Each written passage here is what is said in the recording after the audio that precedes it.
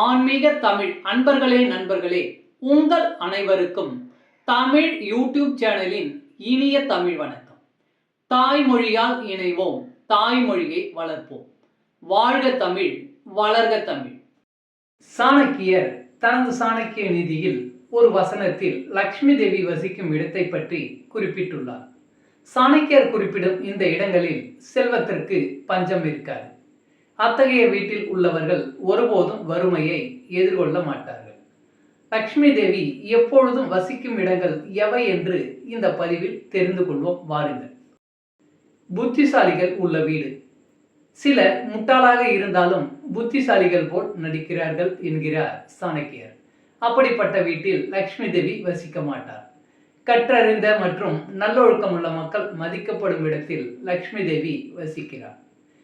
முட்டாள்களின் வார்த்தைக்கு செவிசாய்க்காத வீட்டில் லக்ஷ்மி தேவி வசிக்கிறார்.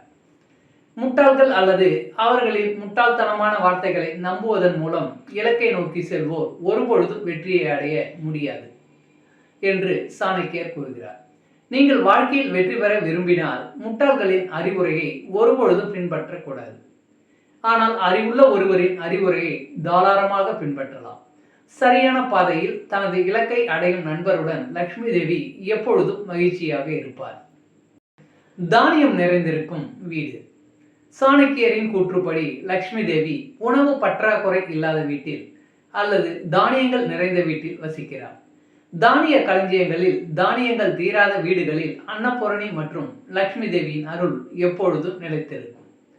எனவே உங்கள் தானிய களஞ்சியத்தை முழுமையாக வைத்திருக்க கடினமாக உழைக்கவும். உணவு தானியங்களுக்கு ஒருபொழுதும் தட்டுப்பாடு ஏற்படக்கூடாது. மேலும் உணவை அவமதிக்காதீர்கள். இப்படி செய்வதால் லக்ஷ்மி தேவியின் கோபம் பணக்காரனை கூட ஏழையாக்குகிறது. அப்படிப்பட்டவர்களுக்கு பிற்காலத்தில் செல்வமும் தானியங்களும் இருக்காது. மகிழ்ச்சியான குடும்பம். குடும்ப ஒற்றுமையும் அன்பும் செழிப்பின் அடையாளம். குடும்பத்தில் பரஸ்பர அன்பும் சகோதரத்துவமும் இருக்கும் இடத்தில் லக்ஷ்மி தேவி ஈர்க்கப்படுகிறார். அத்தகைய வீடுகளில் பணத்திற்கு எந்த பற்றாக்குறையும் இருக்காது மற்றும் செழிப்பும் நிலவுகிறது என்று சாணக்கியர் கூறுகிறார். மகிழ்ச்சிக்கு மட்டுமல்ல, அதிர்ஷ்டத்திற்கும் கணவன் மனைவி இடையே அன்பை பெறுவது மிகவும் அவசியம்.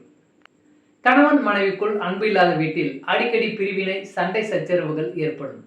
அப்படிப்பட்ட வீட்டில் ஒரு நிமிடம் கூட இருக்க லக்ஷ்மி தேவி விரும்ப மாட்டார்.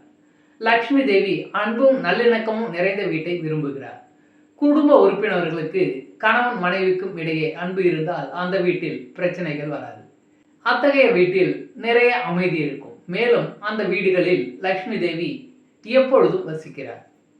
லக்ஷ்மி தேவியின் ஆசையை பெற நாம் என்ன செய்ய வேண்டும்? ஒரு மனிதன் தன் நடத்தையில் எப்பொழுதும் கவனமாக இருக்க வேண்டும் என்று சாணக்கியர் கூறுகிறார். லக்ஷ்மி தேவி தவறாக நடந்து கொள்ளும் நபருடன் இருப்பதில்லை.